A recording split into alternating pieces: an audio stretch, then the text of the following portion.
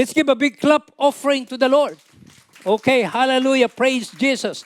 At sa gabing ito mga minamahal ko mga kapatid, let's always be excited, amen?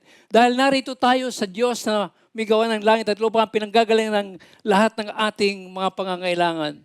He's the author of life, the giver of salvation, and the author of love. Where does our help comes from? Our help comes from the Lord, the creator of heaven and earth. Kaya nga dapat parating masaya, parati tayong excited parati. Dahil siya lang po nagbibigay sa atin lakas despite nitong napakainit po ng panahon ngayon. But, the joy of the Lord that is in us will always be our strength. Amen? Hallelujah. So, praise God. At ngayon po, sa mensahe ng Panginoon, sa unang pagkakataon ata ay dito ako papako dito sa mensahe ng Panginoon na kung saan gusto kong maranasan na mag-preach ng Tagalog. Okay? Ay, bakit meron akong picture? You are not... the Lord Jesus is my loving King Jesus, the number one in my life. It's not you, Baba. Ang disenyo ng Diyos sa kanyang simbahan, ito po yung ating mensahe ng Panginoon. It's time now para tayo po'y lumalim pa sa pagkaunawa. Ano bang talaga ang design o disenyo na ibinigay ng Panginoon Diyos, Panginoong Hesus, sa kanyang iglesia na kanyang babalikan. Dito pag-aaralan po natin ang napakahalagang bagay. Yan po ay patungkol sa pagkakaisa ng kanyang mga anak. At pangalawa, yung pag-iibigan ng kanyang mga anak. Amen? Dahil alam natin, yung ginawa ng Panginoong Kristo doon sa krus sa Kalbaryo, it is only through the greatest love of the Lord Jesus Christ. Bakit tayo nagkaroon ng bagong buhay? Nagkaroon tayo ng kaligtasan. Amen? At babasahin po natin ang text po natin ngayong gabi sa Efeso chapter 4 verses 11 to 23. Okay. Ngayon ay tayong lahat ay tumayo na. In reverence for the reading of His very word. Hallelujah. Okay, 1, 2, 3, let's go. Sa pamamagitan niya, ang mga bahaging pinag-ugnay-ugnay ng kasuan ay magiging isang katawan. At kung maayos na gumaganap ng tungkulin, ang bawat bahagi ng buong katawan ay lalaki at lalakas sa pamamagitan ng pag-ibig. Verse 17, sa pangalan ng Panginoon, ito ang sinasabi ko sa inyo, huwag na kayong mamuhay tulad ng pamumuhay ng mga walang pananampalataya sa Diyos, walang kabuluhan ang kanilang iniisip, at wala silang pangunawa dahil sa kanilang kamangmangan.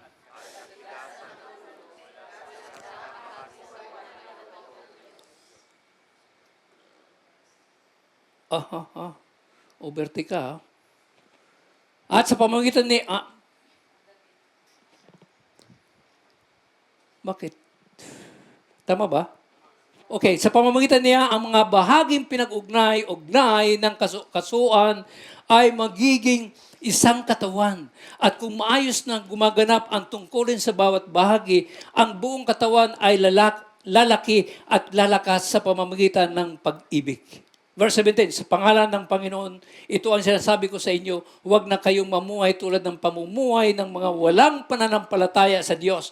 Walang kabuluhan ang kanilang iniisip at wala silang pangunawa dahil kanilang kamangmangan at katigasan ng ulo, wala silang bahagi sa nakaloob ng Diyos.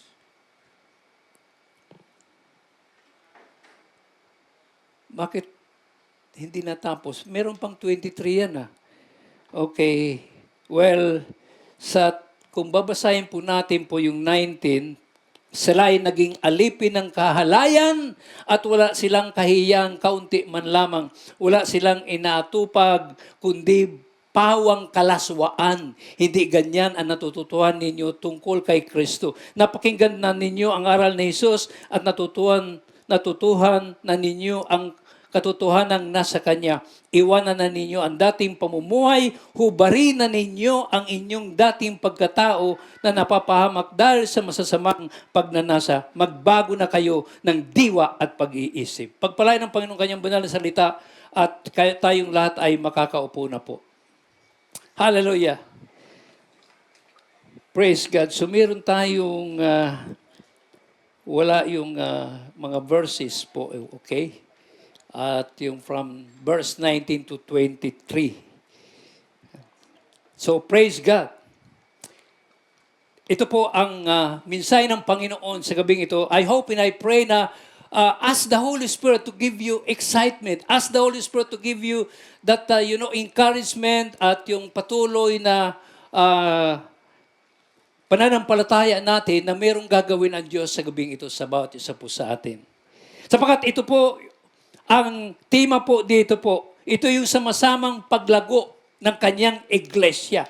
Kaya nga hindi dapat po na ang bawat isa po sa atin, every members of His beloved church, ay dapat po na parati po tayong nakaugnay sa ating Panginoong Hesukristo. At ang sermong ito ay masabi po natin yan po, ito yung disenyo ng Diyos na may kaayusan at gabay. Ito po yung patungkol po sa kanyang iglesia na kung saan ito po ay nabuo to form for a function. Para maunawa natin ano bang function ng bawat isa sa kanyang iglesia. At ito'y nabuo para sa tungkulin ng bawat isa. At ang plano ng Diyos para sa kanyang simbahan bilang kanyang minamahal na pamilya. Tandaan po natin na ang kanyang simbahan ang siyang babalikan ng Panginoong Hesus sa pagdating ng araw. He loves to return back because He loves that His beloved church will be with Him forever and ever sa kanyang kaharian po sa langit. Amen? Hallelujah! So narito po, at ito'y nakapokus sa Episode 4:11, verse 23, hindi lang natin na kompleto, na nagbibigay din sa paghahanda to equip sa mga mananampalataya upang maglingkod. Hello! Ang bawat isa, inihanda ito ng Panginoon para hindi lang kayo nakaupo lang dyan, kundi dapat lahat tayo naglilingkod sa Panginoon. Lumalago sa pagkakaisa at lubos na pagyakap sa bagong pamumuhay kay Kristo Jesus. Huwag mo natin kalilimutan na meron tayong bagong buhay. At yan dapat po ay na-enjoy po natin yan. Yung ating pamumuhay na kasama si Kristo Jesus. At binigyan din nito ang mahalagang tungkulin ng bawat membro sa paglago o sa pagtatayo ng simbahan bilang pamilya ng Diyos. Ang sermon mula sa episode na ito, chapter 4, verses 11 to 23, ay nagtuturo din ng mga kaloob, ng mga pinuno at ang layunin ng paglilingkod para sa paglago ng iglesia. So, kung ating titingnan po ito, mga minamahal kong mga kapatid, hindi kailanman dinisign ng Panginoon ng bawat mananampalataya, every members ng kanyang iglesia ay mga bansot sa pananampalataya. Parating ang gusto ng Panginoon, parati tayong lumalago sa ating spiritual na buhay. At binibigyan din nito ang kahalagahan ng pag-iwan. Hello? Binibigyan dito sa mensaheng ito, ang kahalagahan ng pag-iwan sa lumang buhay natin, sa lumang pamumuhay at ang patuloy na pagbabago tungo sa bagong pagkatao kay Kristo Jesus. Hello? Hallelujah! Now, ang gusto ng Panginoon, lahat tayo spiritually matured po. Kaya dito, ito'y paglalarawan, verses 11 to 12, yung unang mga talata, tingnan po natin. Ba't nandiyan ka na? Narito po, na kung saan ay tingnan natin. Mukhang hindi niya kinuha yung ibinigay ko. Oh. At ito po, na kung saan, kung ating titinan mo sa talatang, yung unang talata, verse 11, at binigyan niya ang ilan ng kaloob upang maging mga apostol, ay iba naman ay mga propeta, ang iba ay mga ebanghelista, ang iba ay mga pastor, at iba ay mga guro. Ginawa niya ito. Ginawa niya ito, this fivefold ministry, upang ihanda ang kanyang bayan, ang kanyang iglesia sa paglilingkod ang lahat ng mga banal. Sinong banal dito? Tayo. Tayo na nagkipag-isa kay Kristo Jesus. Tayo mga banal. Inihanda tayo ng Panginoon para sa ikatitibay ng katawan ni Kristo ang kanyang iglesia. At ito po yung ilustrasyon na nakita niyong una. Ito po yun. Ito yung, alam ba niyo ito? Tandem bicycle. Mga kapatid, isipin ninyo ang isang tandem bicycle, isang bisikleta na mahaba at maraming nagpipidal. At isipin ninyo kung ang taong nasa harap ay gustong lumiko, pero hindi siya makaliko dahil yung nasa likod naman niya ay pabalik ang pedal niya at dahil gusto niyang lumiko din. So ano mangyayari mga minamahal kong mga kapatid? Walang mararating ang bisikleta at maaaring maranasan nila yung mapagod sila, ma-endure sila, at ganyan din ang nangyayari sa isang simbahan pag walang pagkakaisa at walang maturity ang mga miyembro. Hello? Kaya nga dapat hindi kinatatamara ang pagpunta sa iglesia. Dahil pagpunta natin sa iglesia, dito tayo pinalalago, dito tayo pinatitibay, dito tayo patuloy na pinalulusog sa ating buhay espiritual. So ang disenyo ng Diyos sa kanyang iglesia ay hindi na pwedeng ihalin tulad sa isang karera o tulad sa tandem bicycle, kung saan ang mga nakasakay ay kanya-kanya. Kanya-kanyang takbo upang mag-unahan ang bawat isa. Ang disenyo ng Diyos, beloved, mga kapwa ko, mga membro at pananampalataya sa Panginoon, ang disenyo ng Diyos sa kanyang simbahan ay parang isang malaking bisikleta o isang team o kupunan na kung saan ang disenyo ng Diyos sa kanyang simbahan, yung nasa baba, na kulay pula, sama-samang paglago. Hello? Sama-sama. Hindi pwedeng isa lang ang lumalago. Dapat sama-sama tayo as His beloved church. Sama-samang pumipidal patungo sa isang direksyon. Ayun o. Balik tayo. Sama-samang pumipidal patungo sa isang direksyon o patutunguhan. Yung iba sa inyo ata ang gusto kung saan punta. Nakalimutan ninyo yung pangako sa atin na buhay na walang hanggan ng Panginoong Hesus. Ay, matagal pa naman darating ang Panginoong Hesus. Dito na muna ako. Gusto kong mag-enjoy. Ngunit, mayroon ang pangunahing suliranin na tension po rito minsan. Sa modernong panahon ngayon, namubuhay tayo sa kultura ng individualism. Pagkakanya-kanya, pagiging makasarili. Sino sa inyo makasarili dito? Kaliwali. Ang focus ng mundo ay ito yun. Ano ang makukuha ko?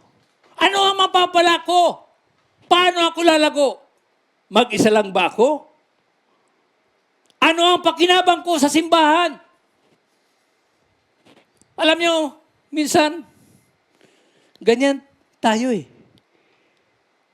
Meron ba akong makukuha, mapapala? Wala. Pero kapag walang pupunta sa mga gawain sa mga ministeryo, walang guts ba na mag-join sa mga self-group? Pero pag sinabi mong, punta kayo, kasi meron tayong barbecue, everybody will go. Palasak na yung mga halimbawa niya ng inyong lingkod.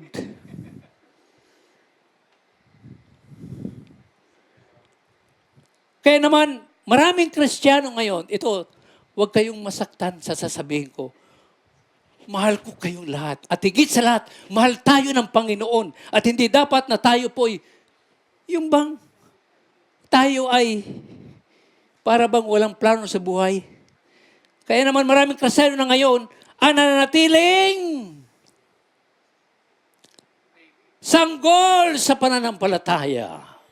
Sino sa inyo mga sanggol? Ha? Ang gusto nyo parating, milk, milk, milk. Ano pa? Madaling magtampo. Madala. Ang mga maling turo sa internet, marami. Mas gusto nila sa internet kaysa pupunta sa church. Mga tinuturo ng mga leader ng simbahan at mabilis umalis. Gusto pa hiwalayan ng blues na kapag may mga hidwaan at hindi pagkakaunawaan. Tama? Mali? Walang masabi sila, Panginoon. Kayo po nakakalam niyan. Ngunit ang tanong, ito ba talaga ang original na disenyo ng kanyang iglesia? Sa bawat isa, ito ba talaga ang plano ng Diyos para sa atin sa kanyang simbahan? Ito ba talaga ang disenyo ng Diyos para tayo'y lumago? Bilang isang membro o mag-isa ka lang na gagawa o kilos. Bahala ka sa buhay mo. Kaliwali again. Mga kapatid, narito ang dalawang core focus natin sa mensahe ng Diyos sa gabing ito. Ito po ay ang pag-ibig. Pag-ibig at pagkakaisa. Woo! Pag-ibig at pagkakaisa. Hallelujah! At nariyan po na kung saan ay binigyan niya ang kanyang iglesia, the fivefold ministry. Ginawa niya ito upang ihanda sa paglilingkod ng lahat ng mga banal para ikakatibay ng katawan ni Kristo ang kanyang iglesia. At narito po na kung saan ay ito po yung, para hindi nyo makalimutan,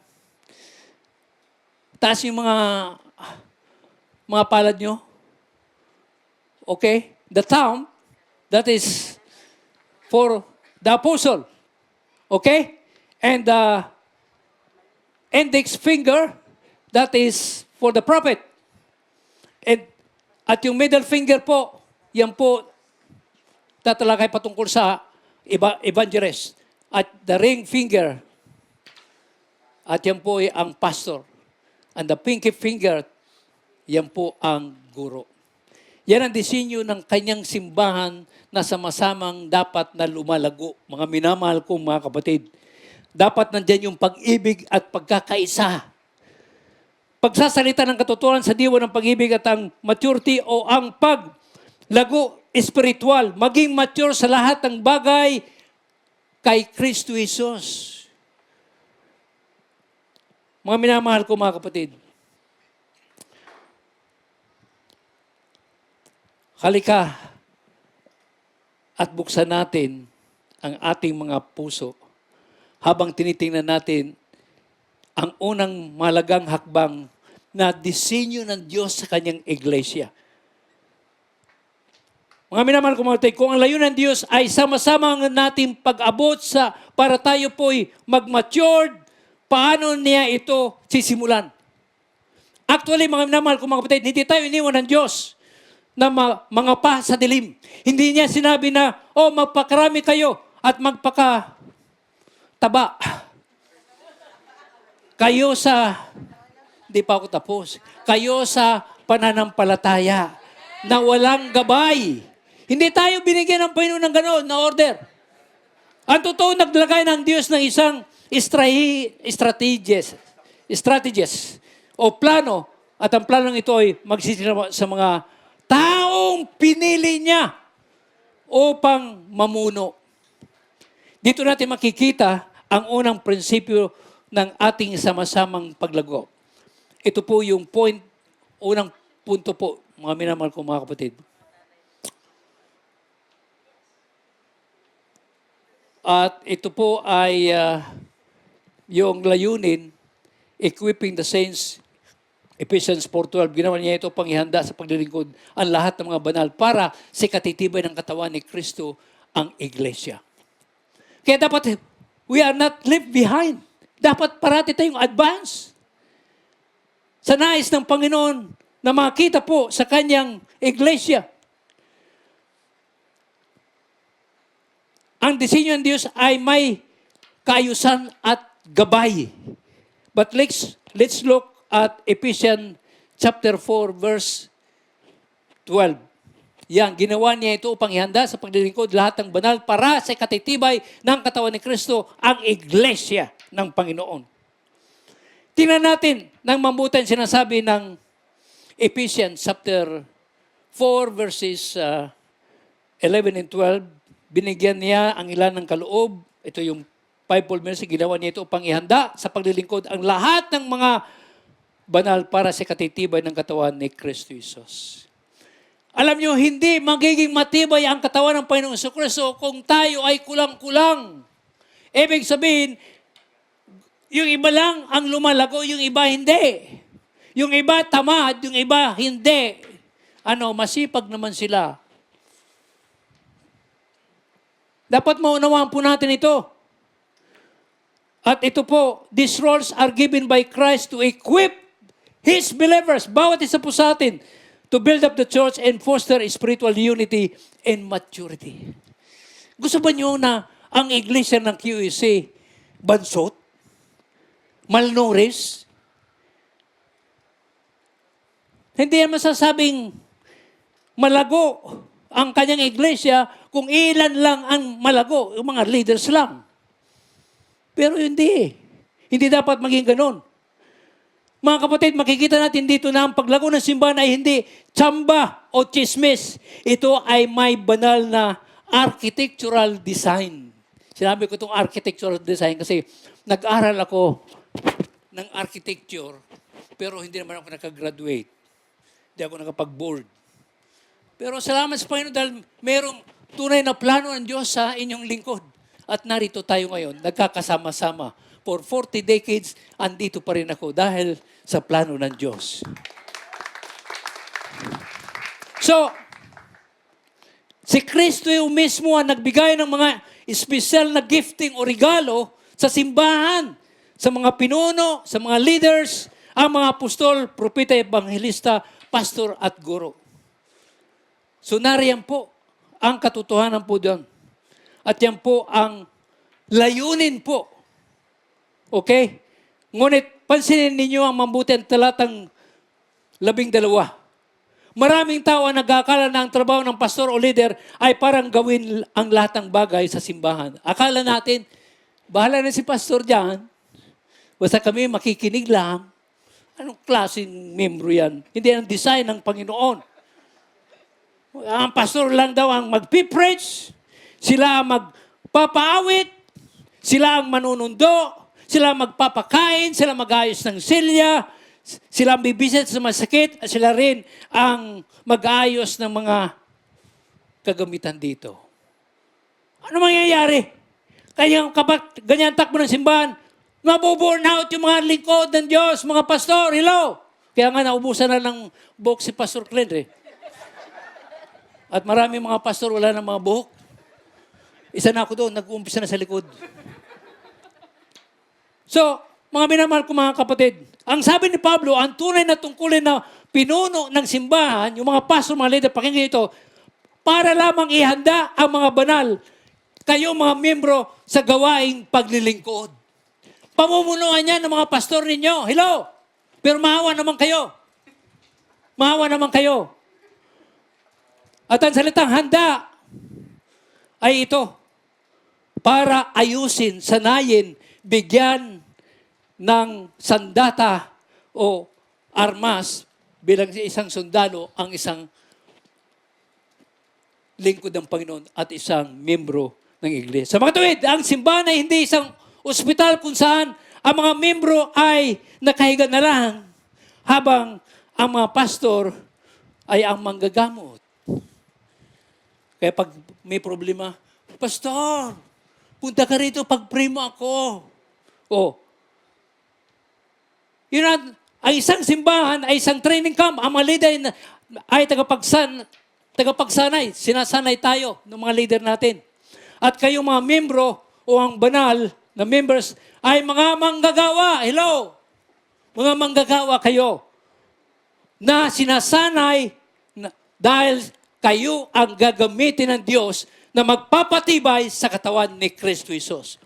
Walang pastor na magpapatibay. Walang pastor na siya lamang ang magpapatibay. No. It involve yung pagkakaisa ng mga miyembro ng iglesia. Plus, yung mga lingkod ng Diyos. Nagkakaisa tayo. Na patuloy tayo nag-aaral ng salita ng Diyos. Hindi yung mga pastor lang. Walang magagawa ang pastor. Kawawa lang yan. Mabu-burn out yan. Sasabihin ng iba, tinawag sila maging pastor ng Panginoon. Hindi, sila na lang. Kawawa naman. Ang tunay na pagkakaisa ay nagsisimula kapag kinilala at sinagawa natin ang kaayusang ito sa kanyang iglesia o simbahan. Kaya parating kasama ang mga membro. Hello? Hindi yung para kayong sinusubuan na lang. Wala kayong ginagawa. It's a good review. At pagkatapos, kapag ang bawat isa sa atin ay pumapayag na dapat pumayag na tayong lahat ng mga membro ay magsasanay, tayo ay dapat doon tayo maumpisa masandatahan ng mga leader na inilagay ng Diyos. At dahil may magandang mangyayari sa buong simbahan. Hindi na lang isang tao ang kumikilos, kundi ang bawat isa. Hello? Hindi lang ang mga nasa unahan ang nagpapagal. Hello? Kaya yung ibang pinapaupo ko, upo kayo dito. Para bang exclusive lang sa mga leader to? Hindi pwede. Hindi lang ang mga nasa unahan ang nagpapagal. Baka inisipin yun, para sa mga pastor, mga nagpapagal yan. Kaya bigyan natin ng talagang magandang upuan sila sa harapan sila. Grabe naman kayo. Ang buong katawan ay magsisimula ng, alam nyo, kapag nagawa natin ito, nasama-sama tayo, plus the members and plus the leaders of the church, dito na magsisimulang gumalaw ang kanyang iglesia na may sapat na lakas at lakad patungo sa tamang direksyon. Hello? Kaya huwag yung iasa. Dapat kung ano yung plano ng mga leader, mga pastor, doon tayo. Hello, sama kami dyan, pastor. Hindi po pwede. Kasi hindi magiging kumpleto ang kanyang iglesia pag wala ang mga members. Dahil ang layunin ng pagsasanay sa atin ay hindi para lang magka-certificate ka. Maraming mga pag mayroong natapusan ng mga pag-aaral, Pastor, certificate ko. Para bang masabing marami tayong alam sa Biblia. Ang layunin ay upang makita ang isang buhay na nagpapatunay ng tunay na spirit of unity o pagkakaisa at maturity sa bawat isa sa atin. At dito tayo dinadala ni Apostol Pablo sa ikalawang principle ng ating sama-samang paglago. Hello?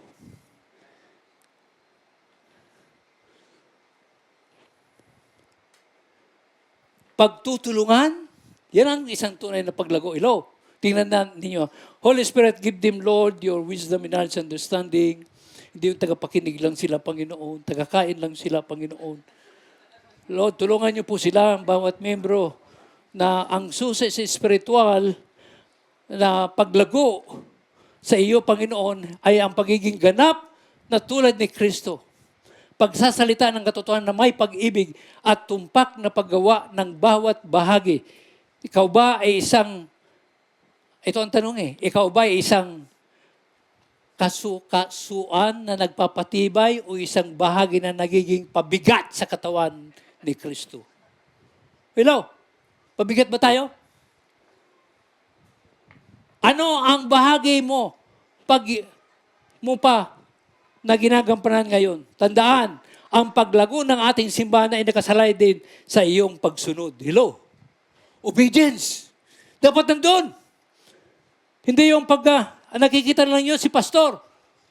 Yung mga elder dito, mga deacon, pag may mali, pambihirang pastor to. Hindi man lang iniisip na narito kami, gutom na nga kami. Puro ganoon.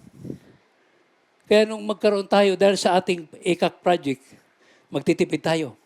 Dati-dati, 3, putahe, 4 na putahe. Meron pang panghimagas, meron pang mga saging. Ngayon, wala na eh. Minsan, kinukulang pa. Nagre-reklamo sila. Sabi ko, sige, magreklamo kayo. Hindi naman kayo nagre-reklamo sa, sino bang in charge ngayon sa kitchen? Hindi na. Pastor na siya eh. No. So, nandun po, na yung reklamo nyo, hindi kayo nagre-reklamo sa lingkod ng Panginoon. Nagre-reklamo kayo sa Panginoon. Hello? Kaya dapat maunawa natin ito na sa ganoon. Wala nang sisihan. Bakit kayo naiwan pag babalik ng Panginoon? Sinong gustong makarating sa pangako ng Panginoon buhay na walang gan? Now, basahin po natin po ito. 3 punto. Ang tunay na paglago ay nangangailangan ng radikal na pagbabago ng isip at kilos. Now, punta na tayo dito. Hindi yung puro kain lang tayo. 3 punto. Ang tunay na paglago ay nangangailangan ng radikal na pagbabago ng isip at kilos. Okay? Hindi yung pupunta ka sa church dahil nag-i-imagine ka na naman, ano kaya ang ulam?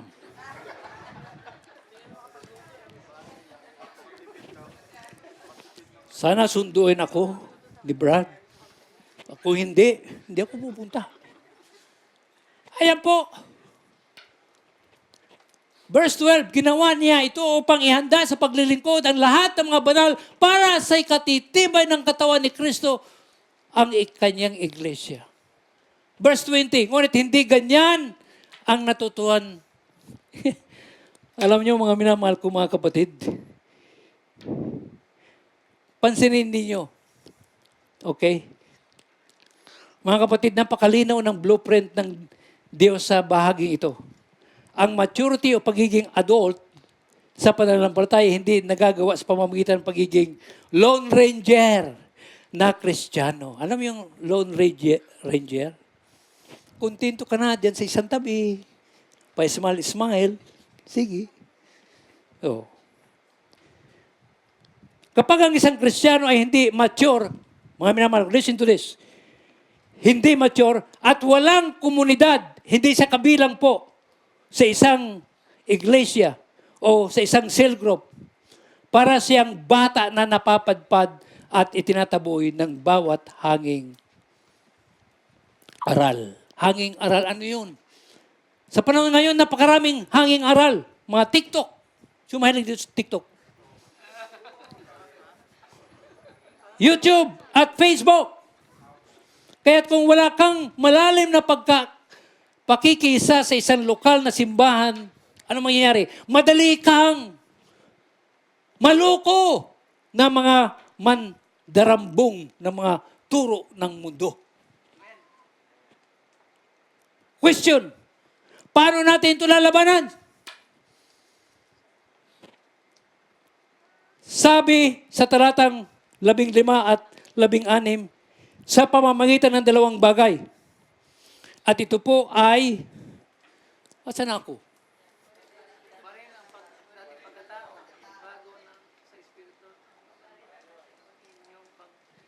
3 punto, ang tunay na paglago na nangailangan ng radikal na pagbabago ng isip at kilos. Ginawa niya ito upang ihanda ang paglilingkod, ang lahat ng banal para sa katitibay ng katawan ni Kristo, ang iglesia. Ngunit, hindi ganyan ang natutunan natin kay Kristo. Ganyan ba? Kaya nga, ito po yung pagsasalita ng katotohanan na may pag-ibig. Dapat andun, hindi nawawalang pag-ibig. Dahil yung dahilan kung bakit tayo naligtas. For God so loved the world that His begotten Son, He gave His begotten Son, the Lord Jesus Christ, that whosoever believes in Him shall not perish, but shall have everlasting life. God did not intend it for a single person to be damned to hell, but intended po na ang bawat isa ay maligtas dahil ang sabi ng salita ng Diyos, ang lahat ay nagkasala at wala nakaabot sa kalutan ng Diyos. But for God so loved the world, binigay niya ang kanyang bugtong na ng Panginoong Kristo. Without the shedding of the blood of Jesus, there will be no forgiveness of sin. Kaya pasalamat tayo. Kaya nga, nandun po na dapat sa ating pagiging Kristiyano, kung tayo ay mature, kinakailangan hindi nawawala po yung pagmamahal. Amen? At ang isang mature na simbahan na hindi chismoso, chismusa. Hello? O malaling, o andyan, mga maling akusasyon. Pagbibintang, kundi ang pinapakalat, dapat po ay katotohanan na kung saan naroon ang salita ng Panginoon. Hindi puro ka nalang accuse. Saan? Anak ka ba talaga ng Panginoon? Ngunit sinagawa ito ng may malambot at mapagmahal na puso, hindi sa paraang mapanghatol. So many people sometimes, you are number one accuser of your sisters and brothers in the Lord. Sabihin mo, wala namang nakakalam. Ako lang. Yun ang pakiwari mo. We have our all-knowing God, all-powerful God. Alam niya yun. Amen? So, ang tumpak na paggawa ng bawat bahagi, ginamit ni Pablo ang ilustrasyon ng katawan ng tao. Bawat kasuan, yung mga ligament po natin, bawat litid, bawat daliri, may trabaho yan, may function. Kung ang hinalaki mo sa paa ay masusugatan o ayaw gumana, pilay ka sigurado. Pag ikaw lumakad talagang hindi na diretso. Ganito rin sa simbahan. Listen, beloved church, kapag ikaw ay hindi aktibong tumutulong o nagpapagamit at nagagamit ang mga talento mo, oras, pananalapi, ang buong simbahan ay napipilayan sa kanyang pag-abot para tayo po ay mag-matured, lumago sa Panginoon. Pero mo, ilan lang ang hindi lumalago. Ang paglago ng Iglesia ay nakasalalay sa paggalaw ng bawat bahagi na kung saan nabibigkis ng pag-ibig ni Kristo Jesus. That's the kind of love na dapat maghari po sa atin. The kind of love where the Lord Jesus Christ brought Him joyfully at the cross of Calvary with a purpose. At yan po para magkaroon ng kaligtasan ang mundong ito. Without the shedding of the blood, there will be no forgiveness. We are so thankful dahil sa Panginoong Hesus, nagkaroon tayo ng kalayaan sa ating mga kasalanan. Hello! Nang matagal nang tayo ay being accused at tayo po ay natatanikalaan ng mga kasalanan. Practical na aplikasyon po. Mga kapatid, tingnan natin ang ating mga sarili sa salamin. Nakita niyo na ang mga sarili. Siyempre, lalo lang yung mga babae, pag bago pumasok, titingin muna yun sa widescreen mirror. Okay ba yung makeup ko? Okay ba yung eyebrow ko? Okay ba yung lipstick ko? Okay ba, pantay ba ang mga... Kulang na lang, plansayin eh. Ikaw ba ay isang bahagi ng katawan na nagpapatibay o isang bahagi na nagiging pabigat sa katawan ni Kristo? Take note of that. Kapag may nakikita kang kapatid na nangihina, ang tanong, kinakausap mo ba siya? Sa katotohanan na may pag-ibig upang siya ay makatayo, upang siya ay magbalik loob sa Panginoon? Ano ang bagay hindi mo pa ginagampanan ngayon, kapatid? Meron pa ba? May talento ka ba sa musika? Hello? Sa pagtuturo? Sa mga bata? Ang dami na natin mga bata. Kulang tagapagturo. IT. Driver. Nagluluto sa pag-aayos ng mga upuan. Mga simpleng pagtanggap ng mga bisita. Tinatago mo lang ba siguro?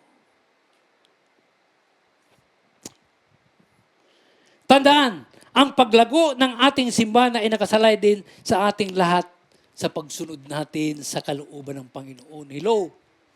Hello? Now, bago yan. Uy, ba't nandiyan na? Na-advance na yun.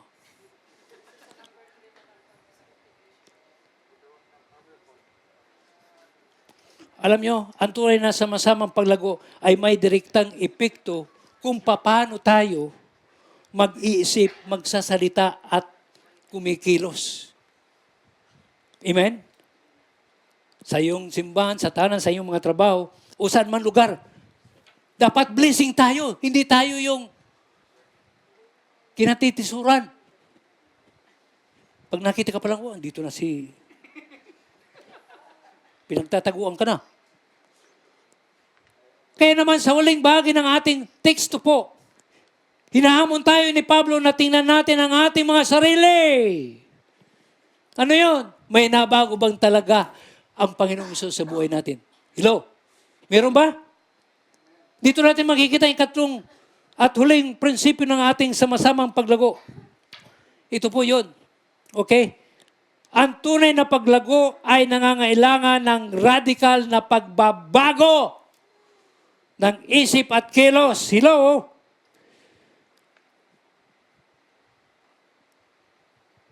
At ito, mga kapatid, gumamit si Pablo dito ng napakatalas na mga salita.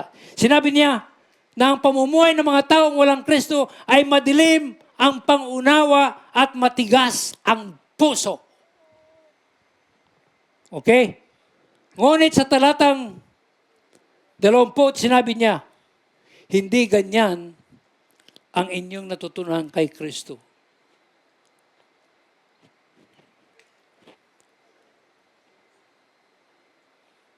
Oy. Balik. Ngayon, hindi ganyan ang natutunan natin tungkol kay Kristo. Ano ang napapakain sa iyong pag-iisip araw-araw? Tanong, ano ang nandyan sa isip natin?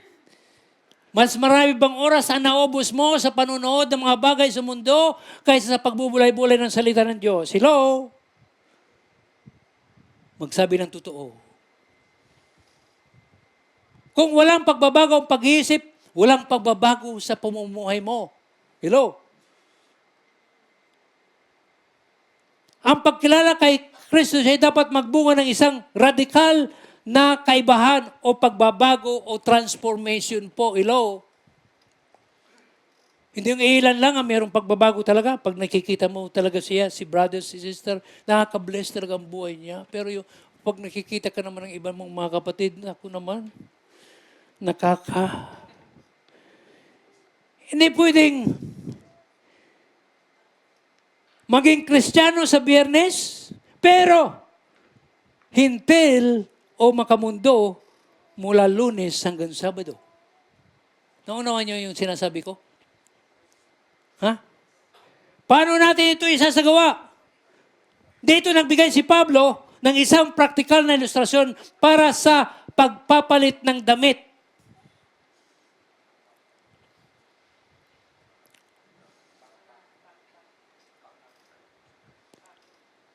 Ano? Back.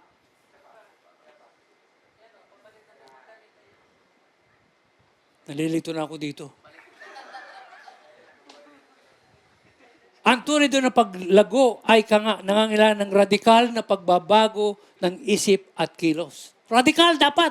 Pag sinabi ng Panginoon na ayaw ko nang gawin ito, yun ang gagawin mo. Hindi yung, Lord, minsan lang. Baka pwede pa. Wala namang nakakakita eh. Nag-iisa lang ako dito sa abroad, Panginoon. Baka pwede pang mag-sideline. Alam niyo, ang mga bagay na ito, ginawa niya ito pang hindi sa paglilingkod ang lahat ng mga banal para sa ikatitibay ng katawan ni Kristo Jesus, ang kanyang iglesia. Kaya marami pong mga mahihina na mga membro ng iglesia niya dahil nagkukulang tayo doon sa paggawa ayon sa disenyo na gusto ng Panginoon. Kaya pag dumating ang bagyo sa buhay, talagang wala. Lalo ngayon sa atin, sa bansang Pilipinas, sa atin puro bagyo. Pero kapag ikaw ay matibay sa iyong relasyon sa Panginoon, no matter what storms in life, no matter what mountains of problems you have that assurance na kasama mo si Kristo Jesus above all those storms of life, above all those mountains of life, God, that Jesus, bibigyan ka ng pananagumpay. Amen? Kaya nga, sabi nga sa verse 20, kapag ganyan tayo, mga ginagawa natin, ito yung sinasabi ng verse 20, ngunit hindi ganyan ang inyong natutunan kay Kristo. Kaya nga, to make sure na ikaw o tayo ay naunawa natin yung klase ng pamumuhay natin, kinakailangan andun ka sa pagbubulay-bulay ng salita ng Diyos. Dahil kung ikaw ay tunay na believer, followers of the Lord Jesus Christ, whatever God have said, dapat susunod ka. Pag sinabi ng Panginoon, bawal yan, anak. O sige, Panginoon, bawal talaga. Kaya sasabihin mo rin dun sa tukso, layuan mo ako. Sinabi ng Panginoon eh. Kaya sumunod tayo. Amen? Hello, mga mens. Mga gwapo kayo pagdating sa tukso. Alam niyo dito, madalas kong sabihin ito, dito sa abroad, napakaraming ibinuhos ng diablo na pampasabog. At yan ay, yung pagtingin lang sa isang napakagandang babae, pag nasilayan mo dyan sa labas, ay grabe makatingin. Mabangga ka sana. Tumatawid sa kalsada, talagang nakatingin pa rin. Anong klase? So, naroon po. Ang sabi ni Pablo, isang practical na resolution na parang ito, hubarin at isuot. Hubarin na yung lumang buhay natin na mahilig sa mga laman, mahilig sa mga babae, mahilig sa mga sugal, mahilig sa mga inuman, ano pa? Dito sa abroad, kakalimutan mo yung asawa mo dahil sa isang maganda, panandaliang aliw. Saan ka? Kaya yung sinasabi, hubarin mo na yan! Ano yun? Yung dating pagkatao natin na puro kalaswaan ang mga ginagawa natin. At magbago sa espiritu ang inyong pag-iisip. Kailangan natin talikuran at ihinto ang mga lumang gawi po natin. Pagsisinungaling, galit, maduduming pananalita, at mga pandarayang pagnanasa. Ito ay radikal na dapat hubarin at itapon. Gagawa niyo yan? Mahiya naman kayo sa Panginoon. Alam niyo, nung araw na yung bago pa ako sa Panginoon, hindi ko makalimutan yung sinasabi ng salita ng Panginoon. Hindi mo ba alam na ang katawan mo ay templo ng Diyos na buhay?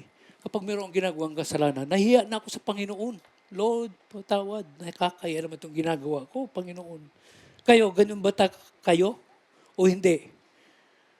Pakapala ng muka. Hubarin ang dating pagkatao at isuot ang bago na kung saan naroon ang Espiritu at ang tamang pag-isip kay Kristo Jesus. Kasi kung ano ang laman ng utak mo, araw-araw, chismis, reklamo, makamundong filosofiya, ay magiging makamundo rin ang buhay mo. Sigurado yun. Huwag mo sabihin na, pupunta mo sa church. O, paglabas mo, dating gawi. Ngunit kung ang isip mo ay binabago ng salita ng Diyos, ang direksyon rin ng buhay mo ay masunurin din sa kalooban ng Diyos. Alam niyo, ang isang matured na simbahan ay binubuo ng mga miyembro na patuloy na nag-uubad ng lumang ugali at ang isinusuot yung mga bago ang kanilang mga pag-iisip araw-araw. Amen? Practical. Tandaan natin, kung wala pa bago sa pag-iisip, walang pagbabago sa pamumuhay. Hello? Meron ba? Punta ako ng church. Para masabing punta ka ng church, pero nasaan? Ano meron ka? Now,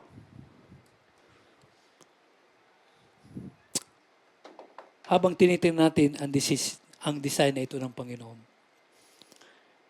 design ng Diyos sa kanyang simbahan, may dalawang tanong ako na nais kong iuwi ninyo sa inyong mga puso. Ikaw ba ay manunood o mahilig manood o isang manggagawa sa loob ng simbahan? Yung bang expectator lang? Pumasok ka ba ngayon para lang mapasalamatan at mapaglingkuran at pumasok ka upang magpasuri sa salita ng Diyos at magpaturo kung paano ka makakatulong sa iba? Dapat ganyan po yung mga mindset natin. Paano mo tinutugunan ang mga pagsasanay at gabay ng iyong mga leader? Hinahayaan mo ba ang sarili mo ay ma-equip o masanay sa pamamagitan ng mga Bible study, mga cell group? Now, ang tawag po rito, the call to action, you were formed for God's family po. Hello? Tapos na tayo dyan.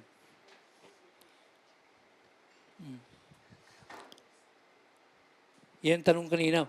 Ikaw ba isang manunood o isang manggagawa sa loob ng simbahan? Paano mo tinutugunan ang mga pagsasanay at gabay ng iyong mga leader?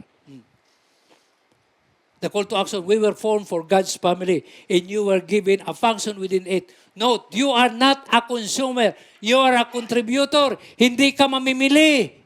Hello? Hindi ka mamimili. Ikaw ay hindi lamang tao na tumitingin o bumibili ng produkto. Ikaw ay isang tagapag-ambag. Dapat mayroon kang ambag sa iglesia ng Panginoon. Ikaw ay mahalagang papel sa pagbibigay ng ideya, oras o tulong. Ikaw ay tumutulong upang gumawa, magbahagi ng sarili mong ginagawa. Hello? Nawa ang bagay na ito maging malinaw po sa bawat isa sa atin. Jesus was getting ready to return to His Father in heaven. Nais ko pong hilingin sa bawat isa po na naririto, manatili tayong nakatayo. Itaas po niyo ang inyong mga kamay at iyuko ang inyong mga ulo.